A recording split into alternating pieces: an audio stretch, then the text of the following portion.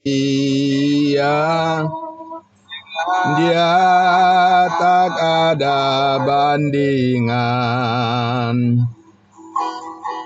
di seluruh alam raya.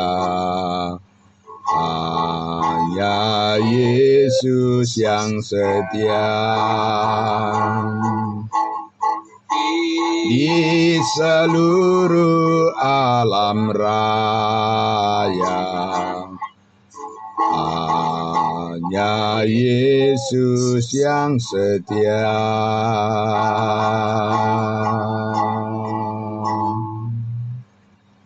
Tuhan baik, persiapkan hati kita untuk kaki lewat kebenaran firman Tuhan disampaikan pada sedangkan.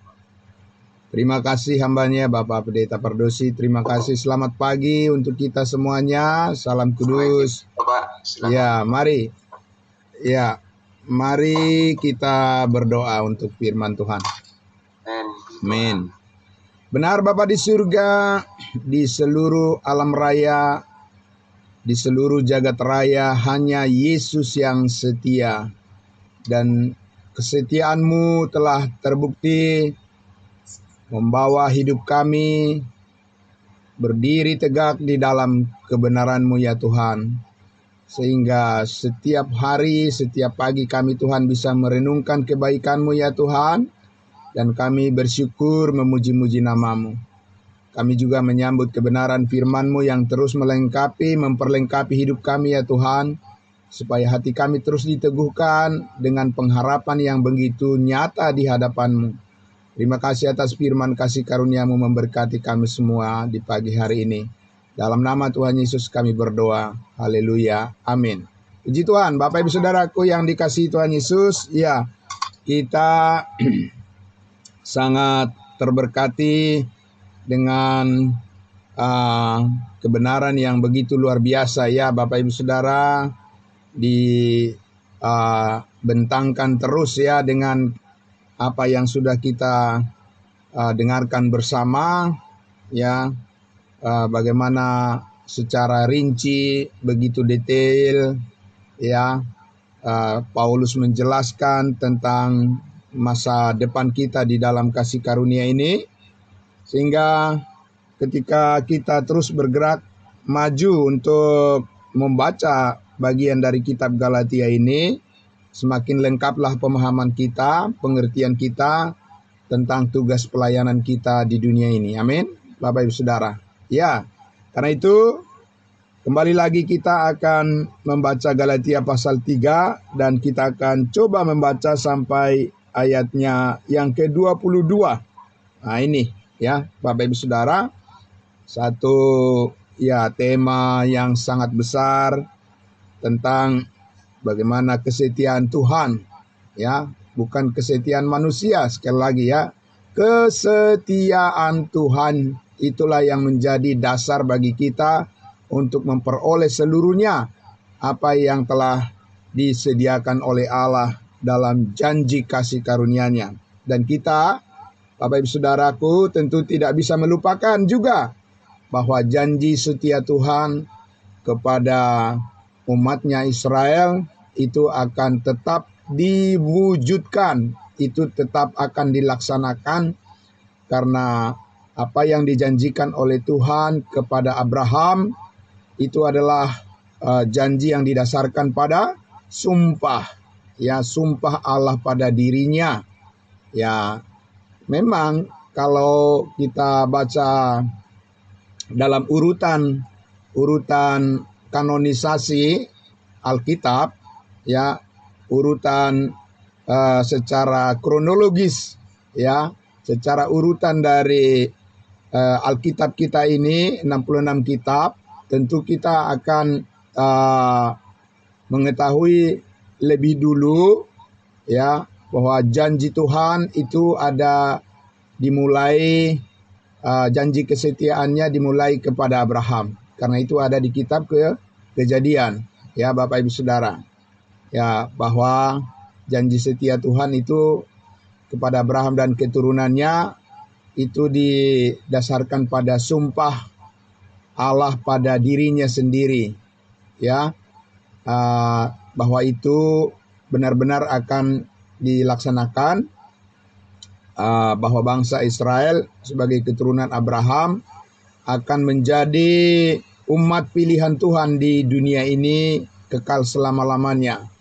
Untuk masa yang akan datang itu pasti dilaksanakan Tuhan sesuai rencananya. Tapi kalau kita lihat bahwa janji setia Tuhan kepada kita, ya, yaitu kita sebagai tubuh Kristus dari bangsa-bangsa lain, ya, di mana kita diselamatkan tanpa melalui bangsa Israel, itu jauh sebelum dunia dijadikan.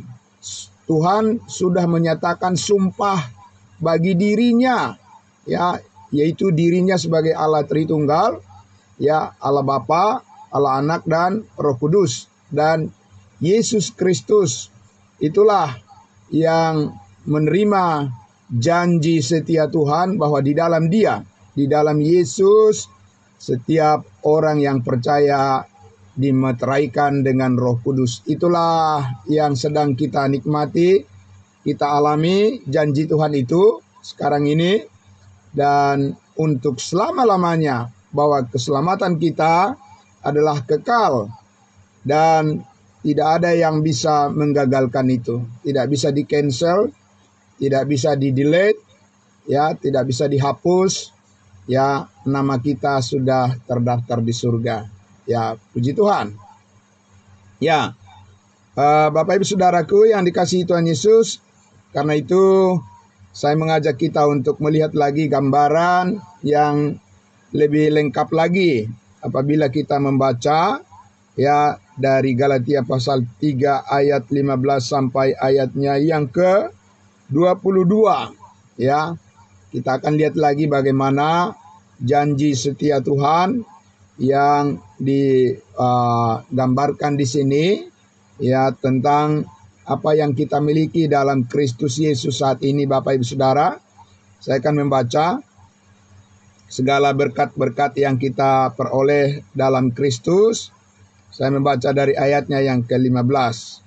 Ya, saudara-saudara, baiklah kupergunakan suatu contoh dari hidup sehari-hari. Suatu wasiat yang telah disahkan sekalipun ia dari manusia tidak dapat dibatalkan atau ditambahi oleh seorang pun.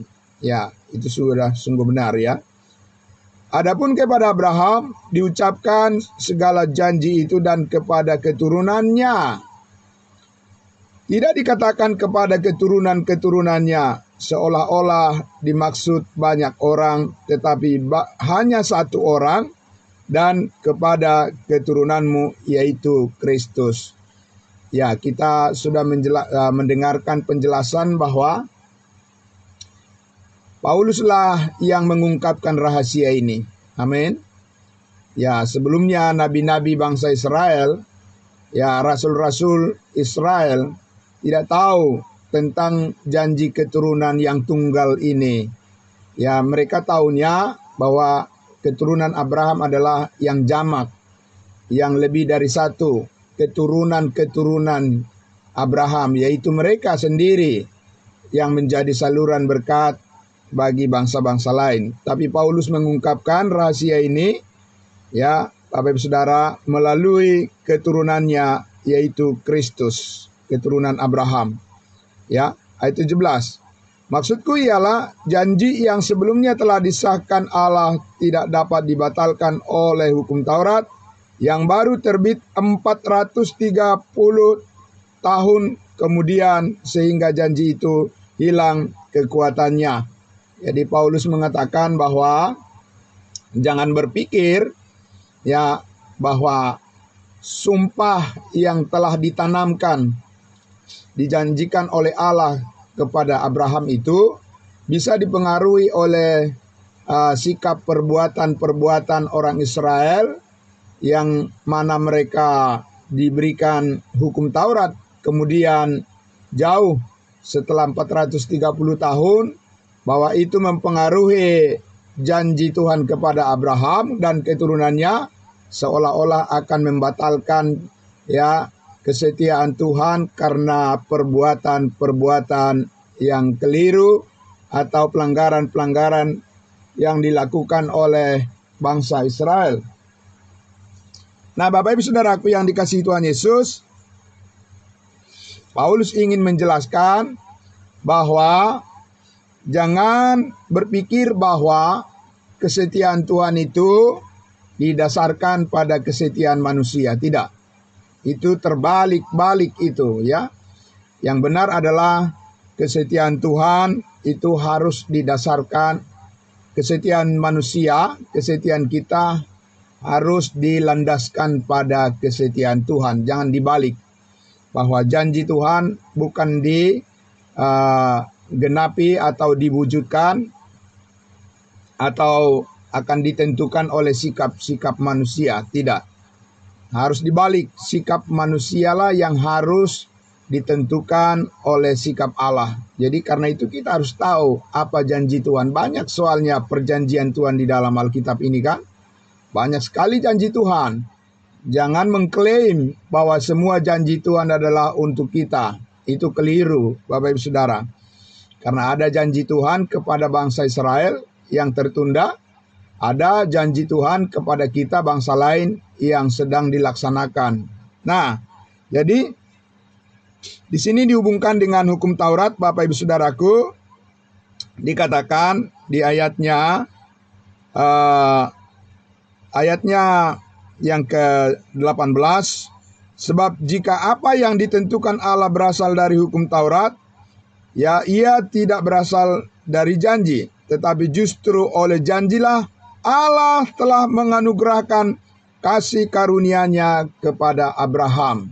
Jadi tidak boleh dibolak-balik, ya tidak boleh ditukar Bapak Ibu Saudara, bahwa hukum Taurat itu pada akhirnya ya bisa menggagalkan apa yang sudah ditetapkan oleh Tuhan bagi umatnya Israel. Janji kepada Abraham itu ya tidak bisa dibatalkan oleh karena hukum Taurat. Sama juga dengan kita sekarang ini ya, apalagi terlebih lagi dengan kita sebagai tubuh Kristus, bangsa lain saat ini, masakan iya ya, karena gara-gara hukum Taurat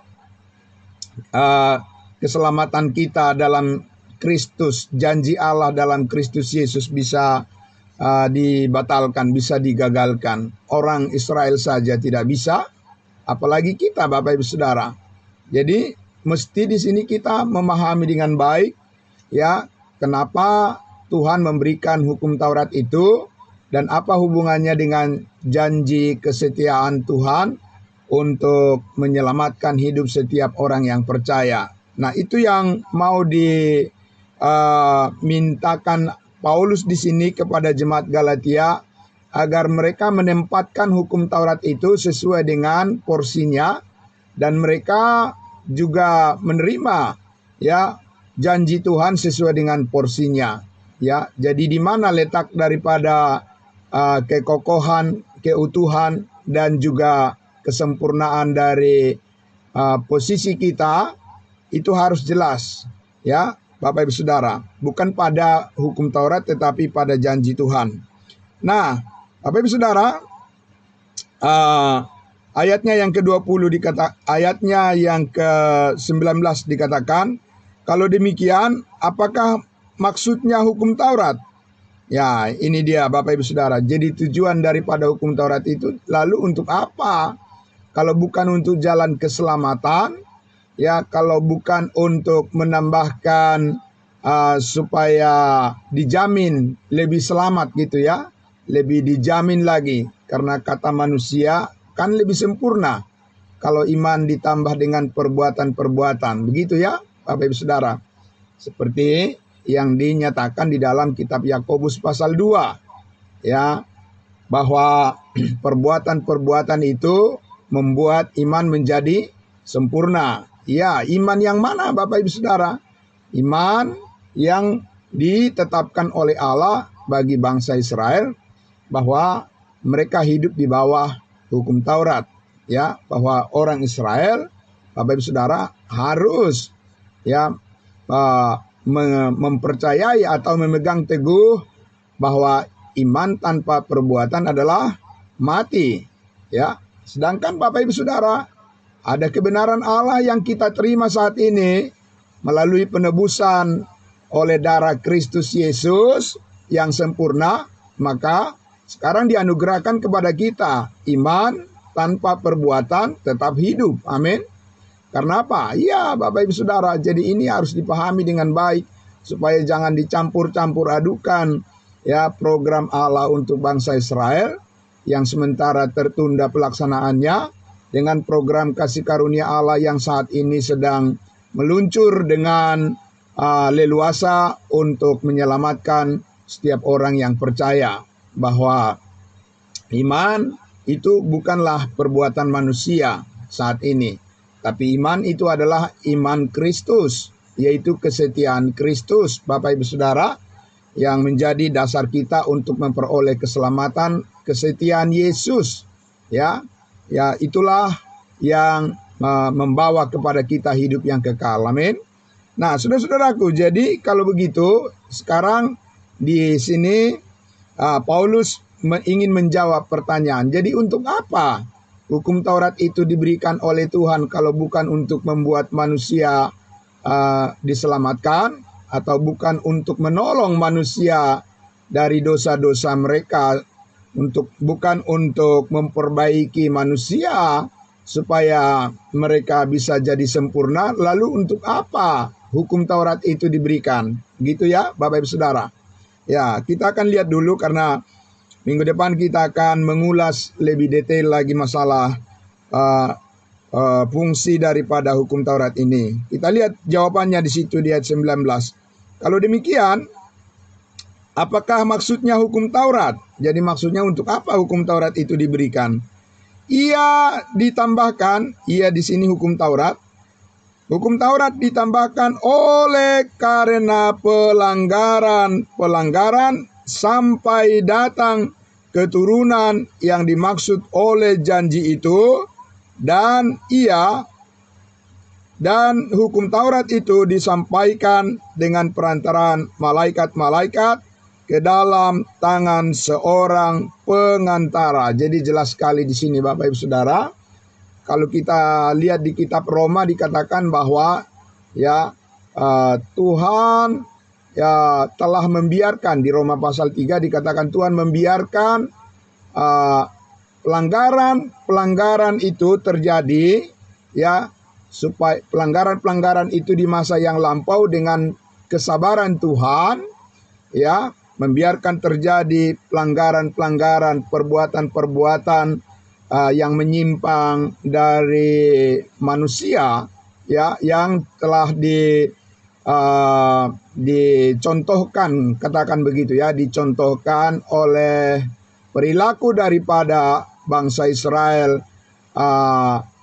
Bisa dievaluasi bahwa ternyata Bapak Ibu Saudara, semakin ke depan orang Israel itu memegang hukum Taurat, maka semakin tampaklah begitu berdosanya manusia itu. Begitu buruknya manusia itu, tertanam begitu dalam karena dosa, Bapak Ibu Saudara. Dan itu akan ditunjukkan dan itu diperlihatkan oleh hukum Taurat, yang mana-mana saja keburukan daripada manusia itu semakin jelas. Hukum akan memperjelas pelanggaran manusia. Benar Bapak Ibu yaitu tujuan hukum dibuat. Kalau memang manusia itu diperkirakan tidak akan melanggar hukum, untuk apa undang-undang dibuat? Bapak Ibu Saudara, karena sudah akan otomatis saja bahwa segala yang baik akan terjadi. Jadi Bapak Ibu Saudaraku yang dikasihi Tuhan Yesus, dikatakan bahwa sebelum hukum Taurat diberikan oleh Tuhan kepada bangsa Israel, dikatakan bahwa perbuatan dosa manusia itu tidak diperhitungkan. Tidak diperhitungkan maksudnya adalah bahwa tidak ada suatu ukuran, patokan, yang mana yang salah di hadapan Tuhan dan mana yang benar. Karena manusia itu akan berusaha untuk membenarkan dirinya. Ya, Bapak Ibu Saudara. Mereka akan mengatakan, nggak salah kok, apa sih yang salah? Begitu ya kan? Si Anu juga melakukan itu. Ya, kelompok yang di sana juga melakukan itu. Biasa kok itu. Nggak ada yang salah dengan itu. Kan begitu ya Bapak Ibu Saudara ya. Iya, orang lain juga melakukannya. Kenapa saya harus disalahkan? Kan begitu ya Bapak Ibu Saudara. Jadi manusia akan berdalih bahwa apa yang dilakukannya itu tidak salah. Karena apa? Semua orang juga melakukannya. Kenapa kita tidak bisa? Itu biasa itu. Ya, jadi Bapak Ibu Saudara, pernah ada ya waktu saya dulu pulang kampung. Jadi saya sebutkanlah, saya berikan masukan atau ya juga semacam teguran begitu ya. Karena mereka melakukan sesuatu yang tidak patut, ya. Lalu saya bilang itu salah itu. Jadi mereka bilang apa salahnya? Semua orang melakukannya, begitu ya, Bapak Ibu Saudara. Jadi ambil contoh misalnya orang-orang yang melakukan perjudian, begitu ya. Ya mereka bilang nggak apa-apa, semua orang juga semua suku juga melakukan itu. Ya kan, Bapak Ibu Saudara, nggak ada yang salah di situ, begitu ya. Ya, Bapak Ibu Saudara, dan kebiasaan yang tidak usah saya sebutkan satu persatu. Jadi orang-orang cenderung mengatakan nggak ada yang salah di situ. Si Anu juga melakukannya, ya kelompok itu juga melakukannya. Di suku A juga melakukan itu, di suku B juga melakukan itu. Semua orang melakukan hal yang sama, apa yang salah, begitu ya? Ya, karena orang ada satu kebiasaan, kecenderungan, ya apa yang dilakukan oleh orang lain, ya boleh juga dong kita lakukan, ya kan? Dan tidak ada yang salah di situ, karena semua orang mayoritas melakukannya. Jadi manusia itu berpikir, oh ya itu tidak salah, ya kan? Kalau salah, kenapa orang-orang tidak pada keberatan? Jadi kita juga bisa melakukan. Bapak Ibu Saudaraku yang dikasihi Tuhan Yesus, ya itulah manusia yang ingin mencari pembenaran bagi dirinya sendiri supaya dia jangan ditegur gitu ya, supaya jangan ditegur, ya jangan ada orang yang mengusik begitu ya. Ya supaya dia tetap di dalam kebiasaan-kebiasaan yang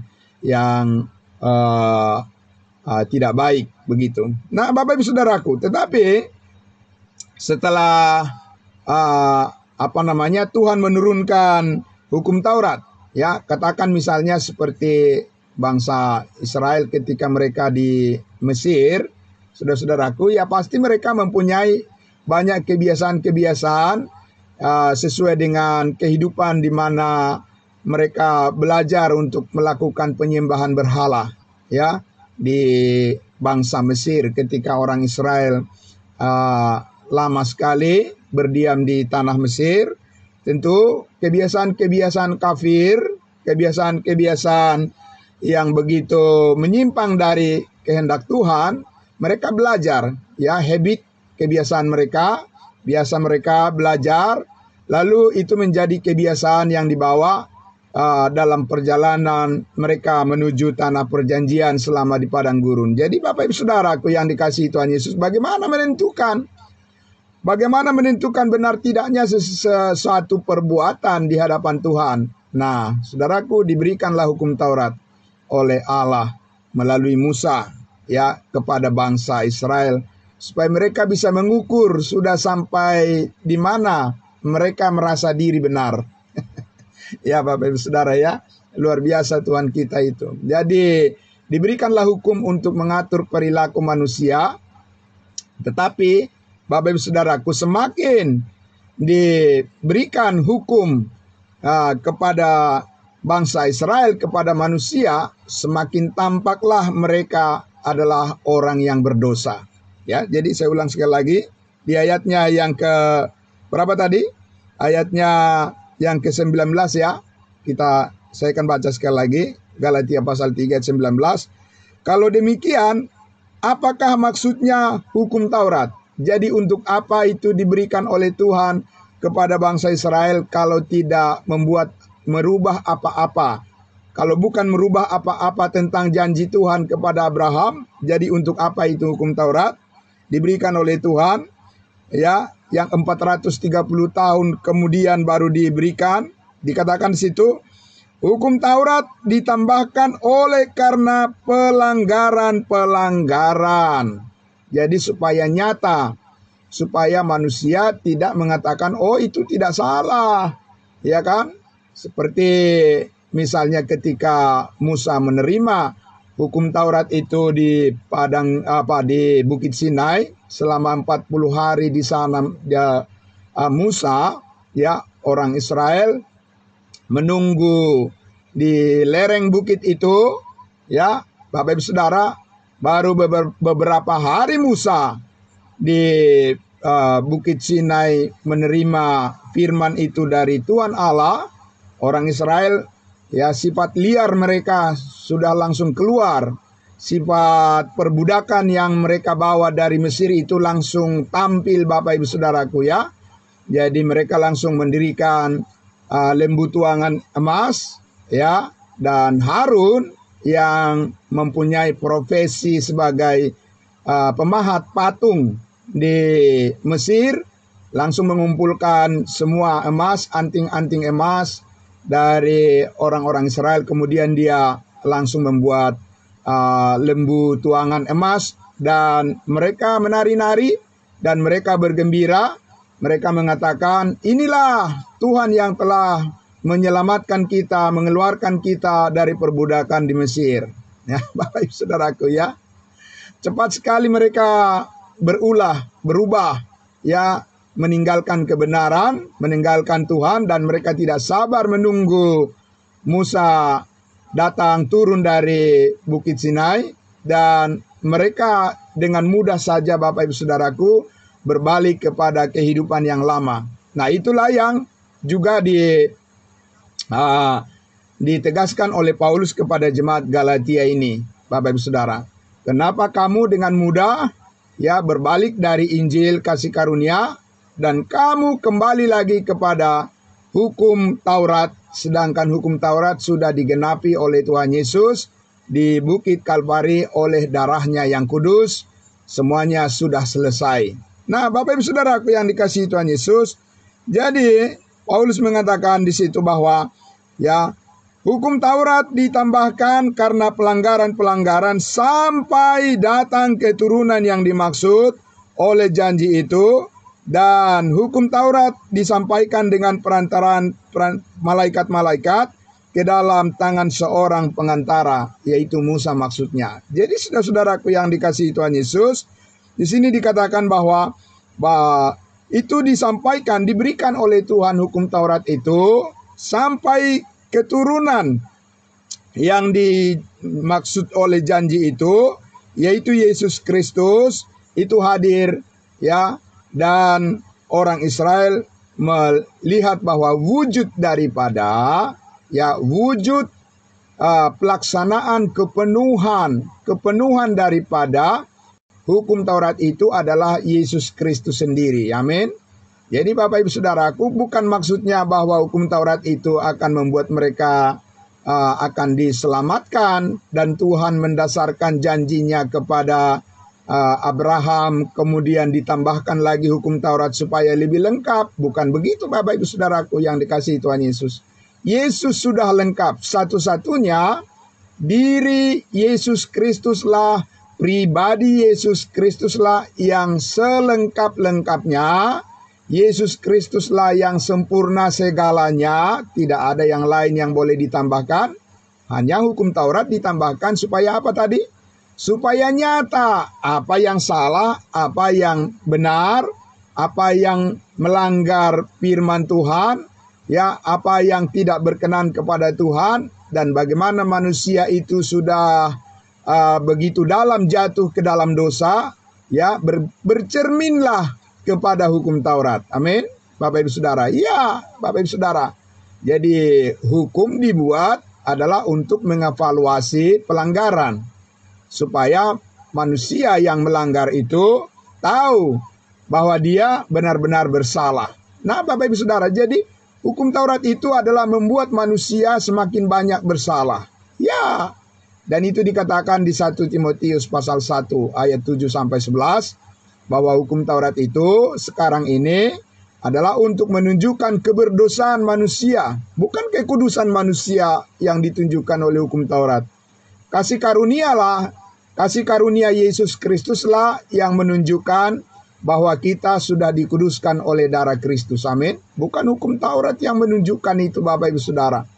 Hukum Taurat itu menunjukkan ya keburukan, ya kegagalan, Bapak Ibu Saudara, dari manusia, ketidakmampuan, ketidaksanggupan ya dari manusia, keberdosaan. Begitu dalam manusia itu jatuh ke dalam dosa.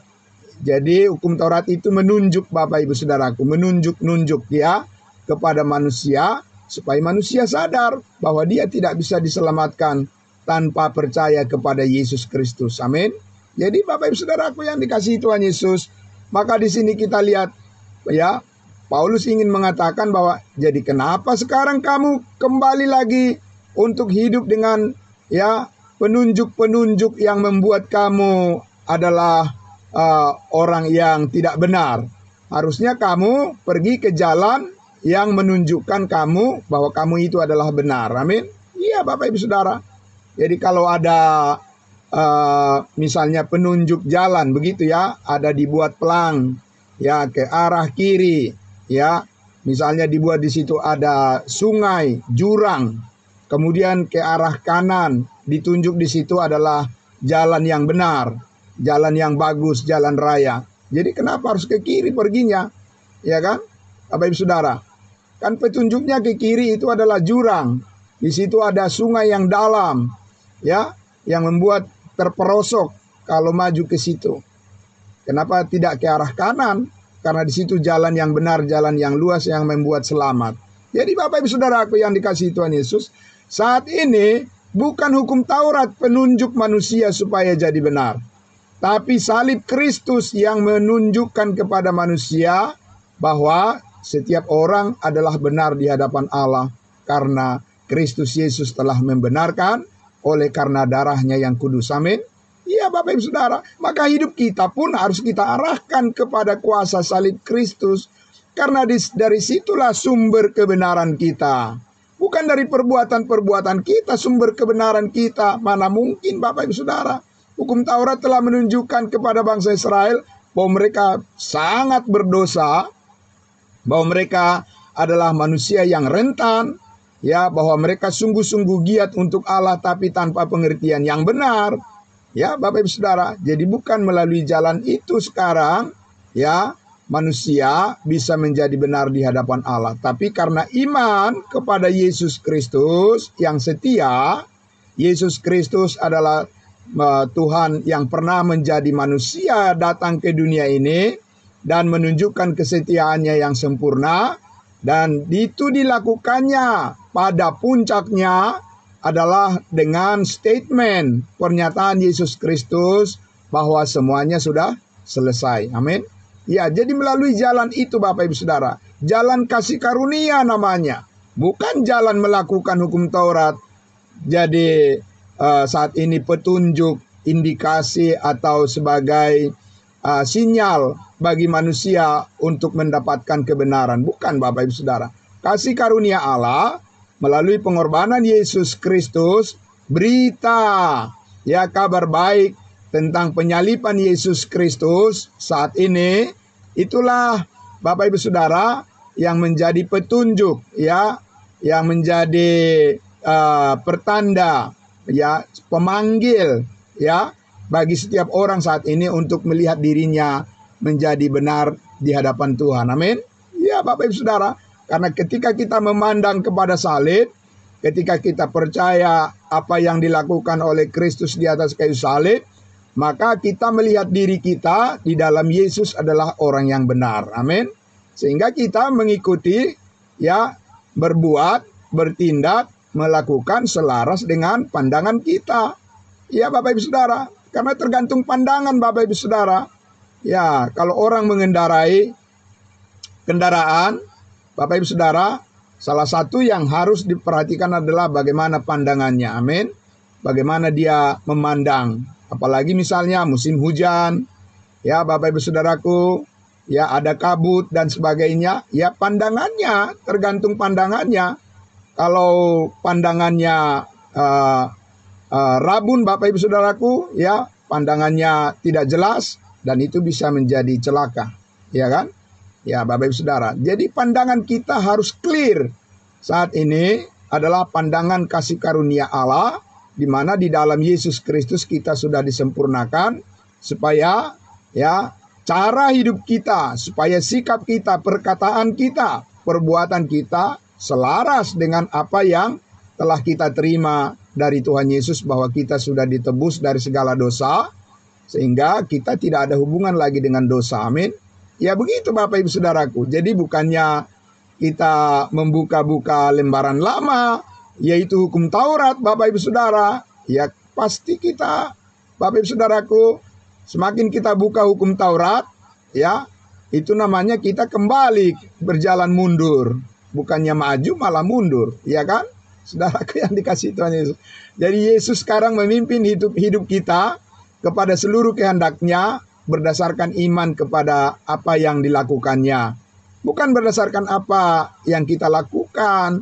Karena yang kita perbuat itu Bapak Ibu Saudaraku tidak bisa menjadi andalan.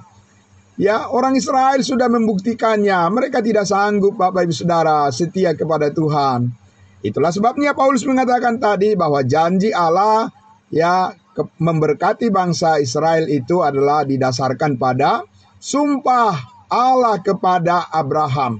Di kitab Ibrani 6 kita sudah lihat kemarin bahwa dikatakan Allah bersumpah demi dirinya. Wow, luar biasa itu Bapak Ibu Saudara. Supaya tidak ada katanya bantahan.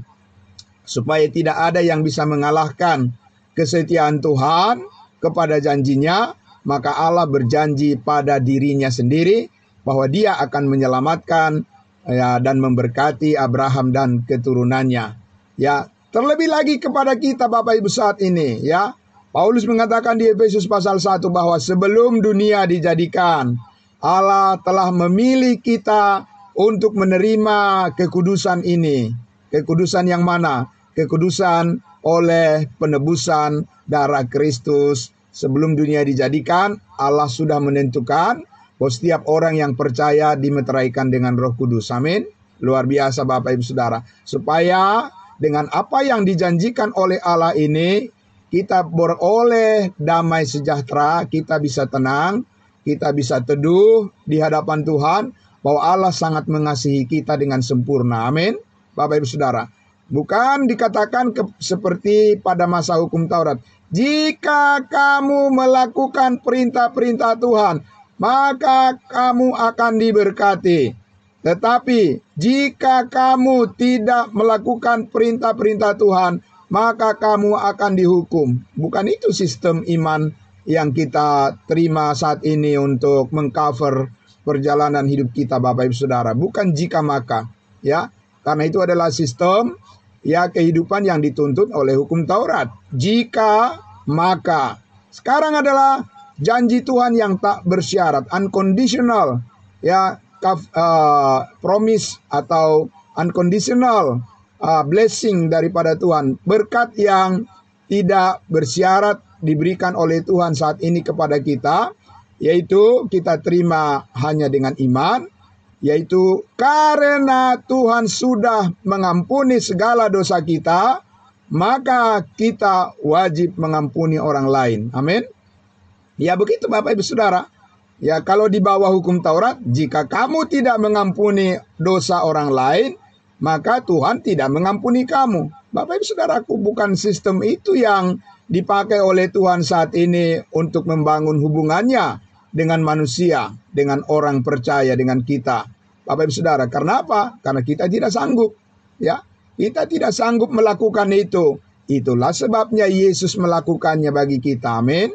Itulah sebabnya Yesus Kristus mau mati di kayu salib, supaya seluruh tuntutan hukum Taurat digenapi di dalam setiap orang yang percaya Karena Yesus Kristus telah menganugerahkan kesempurnaan, yaitu kehendaknya yang dinyatakan melalui salibnya, bahwa semua pelanggaran kita telah ditebus, telah diampuni oleh Tuhan Yesus. Sehingga sekarang kebenaran Allah adalah karena Tuhan Yesus sudah mengampuni kita sekali untuk selama-lamanya. Segala dosa kita sudah ditebus dan diampuni oleh Kristus. Kita sudah dimaafkan oleh Kristus sekali untuk selama-lamanya. Maka kita wajib saling mengampuni dan mengampuni orang lain sebagaimana Allah sudah mengampuni kita. Amin. Itu berbeda Bapak Ibu Saudara? Berbeda, jelas berbeda Bapak Ibu Saudara. Jadi saudaraku yang dikasihi Tuhan Yesus, jadi kita lihat di sini janji Allah melalui Yesus Kristus yang setia, yang telah terbukti sempurna di dalam kesetiaannya. Itulah yang diperhitungkan oleh Allah menjadi kesetiaan kita juga. Amin. Sehingga kita diterima oleh Allah sebagai anak-anak yang dikasihinya. Dia menerima kita karena dia sudah menebus kita. Hidup kita telah disempurnakan oleh darah Kristus. Dan kita adalah orang-orang yang sangat diberkati oleh Tuhan karena kita percaya kepada Yesus Kristus Juru Selamat kita. Dialah segalanya bagi kita. Amin. Bapak Ibu Saudaraku, tidak ada yang lain. Itu sebabnya saudaraku yang dikasihi Tuhan Yesus, mari setiap hari, setiap saat kita harus bersyukur kepada Tuhan atas segala kebaikan yang kita terima. Karena Yesus Kristus telah mempersembahkan hidupnya supaya kita juga memperoleh bagian di dalam kehidupannya yang abadi. Terima kasih Bapak Ibu Saudaraku yang dikasihi Tuhan Yesus. Demikianlah kebenaran firman Tuhan pada pagi hari ini. Memberkati kita semua di akhir pekan ini. Segala kebaikan Tuhan sudah kita terima. Allah begitu baik kepada kita. Dan oleh kasih karunia-Nya kita selalu diberikan damai sejahtera.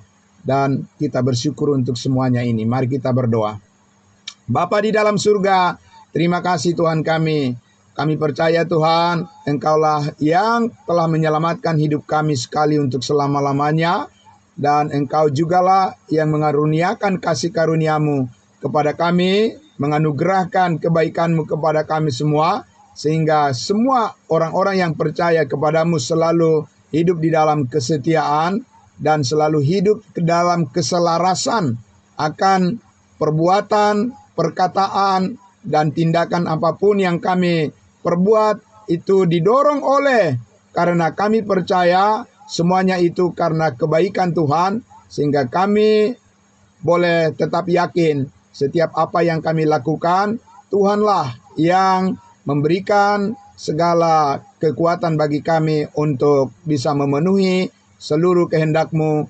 Karena Engkau memberkati hidup kami, maka kami harus mempersembahkan hidup kami kepadamu, melayani Engkau Tuhan.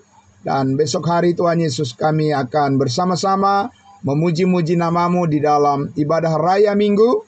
Dan kami terus mempersembahkan segala talenta karunia yang Tuhan berikan untuk memuliakan-Mu. Terima kasih Bapa di surga, diberkatilah semua saudara seiman kami, semua saudara-saudara kami yang penuh setia karena kasih sayang-Mu kepada kami. Kami persembahkan hidup kami ke dalam tangan-Mu ya Bapa. Engkau memberkati setiap keluarga kami, pekerjaan kami, pelayanan kami, kesehatan kami Tuhan. Kami serahkan semuanya ke dalam tangan-Mu, Engkau yang telah menyembuhkan kami. Kami bersyukur ya Bapa. Di dalam nama Tuhan Yesus kami berdoa. Haleluya. Amin. Amin. Terima kasih. Selamat pagi saudara-saudaraku. Diberkati kita semuanya. Salam sehat untuk kita semuanya. Sampai jumpa kembali di minggu depan. Terima kasih. Salam. Ya, salam kudus buat kita. Salam. Ya, terima kasih Bapak Ibu semuanya. Ya. Baik, itu kan saudaraku, kita sudah